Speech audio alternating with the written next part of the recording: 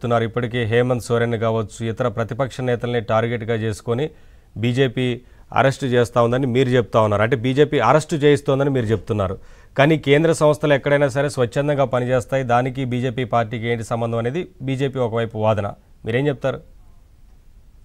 First of all ప్యానెల్లో ఉన్నటువంటి సోదరికి మరియు సోదరిమణులకు నమస్కారం. నిన్న జరిగినటువంటి ఎపిసోడ్ కేసు విషయానికి సంబంధించి పూర్వపరాలను మనం కొంచెం సేపు పక్కన పెడితే, అరెస్టు చేసినటువంటి విషయాన్ని గనక గమనిస్తే ఎలక్షన్ సమయంలోనే ఎందుకు ఇలాంటి నిర్ణయాలు జరుగుతుందన్నది గమనించాల్సినటువంటి విషయం. ఇది యావత్తు భారతదేశ ప్రజలు గమనించాలని మాత్రం విజ్ఞప్తి చేస్తున్నాం. ఎందుకంటే భారతీయ జనతా పార్టీ అధికారంలో వచ్చిన 10 సంవత్సరాల నుంచి ప్రతిపక్షంగా ఉన్నటువంటి పార్టీలను తనకి ధీటుగా ఆపోజిట్ గా మాట్లాడేటువంటి వాళ్ళ యొక్క నాయకత్వాన్ని లక్షణాలను నిర్వీర్యం చేసేటువంటి పని చేస్తుందన్నది మనం గమనించాలి. ఇవాళ కాంగ్రెస్ పార్టీకి సంబంధించినటువంటి నిన్న మీరు గమనించినట్లయితే బాండ్ల విషయానికి మా అకౌంట్ కంప్లీట్ గా సీజ్ చేసి కనీసం టికెట్స్ కూడా కొనడానికి డబ్బు లేనటువంటి పరిస్థితిలోకి నెట్టివేసే సిచ్యువేషన్కి వచ్చినప్పుడు మీరు ఇండియా కూటమికి భయపడుతుంది బీజేపీ అన్నది అర్థమవుతుంది. అంటే ఇవాళ వాళ్ళు తీసుకున్నటువంటి బాండ్లకు ఎలాంటి ట్యాక్సెస్ లేవు, కానీ కాంగ్రెస్ పార్టీకి వచ్చే బాండ్ల వాటికి మాత్రము ఫ్రీజ్ చేయాల్సినటువంటి పరిస్థితి ఏమొచ్చింది?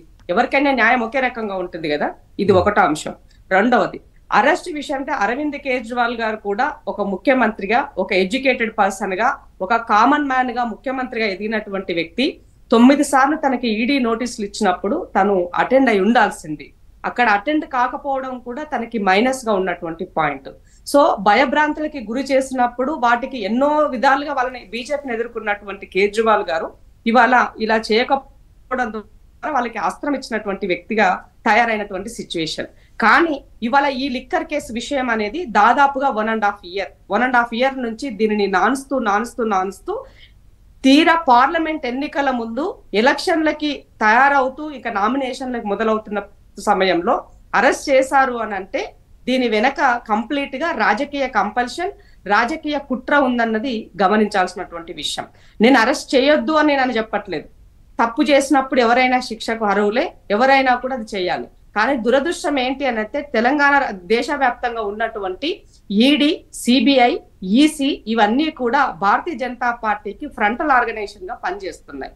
సో ఒక పార్టీకి ఫ్రంటల్ ఆర్గనైజేషన్ ఎంత కీలకంగా ఉంటాయో ఇవాళ భారతీయ జనతా పార్టీకి కేంద్ర ప్రభుత్వంలో ఉన్నటువంటి స్వచ్ఛందంగా పనిచేయాల్సినటువంటి సంస్థలు ఇవాళ పూర్తిగా ఆ పార్టీకి ఒత్తాసు పలుకుతూ పనిచేస్తున్నాయి.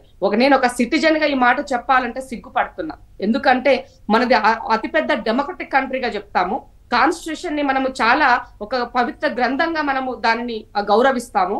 అలాంటి దాంట్లో అంటే భారతీయ జనతా పార్టీ సంస్కృతి సాంప్రదాయాలకు పెద్దపీట వేస్తాం, గౌరవిస్తాం, రెస్పెక్ట్ చేస్తాం అని చెప్పేటువంటి వాళ్ళకి మరి ఈ వ్యవస్థల ద్వారా ఎందుకు వాళ్ళకి అవసరమైనటువంటి రాజకీయ లబ్ధి కోసం ఉపయోగిస్తున్నారు? ఈ దేశంలో సామాన్యుడైనా సంపన్నుడైనా ఎవరైనా కూడా తప్పు చేసినప్పుడు ఆ వ్యవస్థలు వాటి యొక్క పని అవి చేసుకుంటూ వెళ్ళాలి. వాటి యొక్క ఉన్నటువంటి ఇండిపెండెన్స్, వాటికి ఉన్నటువంటి హక్కులను వినియోగించుకునే విధంగా ఉండాలి. కానీ అలా కాకుండా ఆ పార్టీలో ఎవరైనా చేరినట్లయితే ఇలాంటి ఆరోపణలు ఉన్నటువంటి వాళ్ళు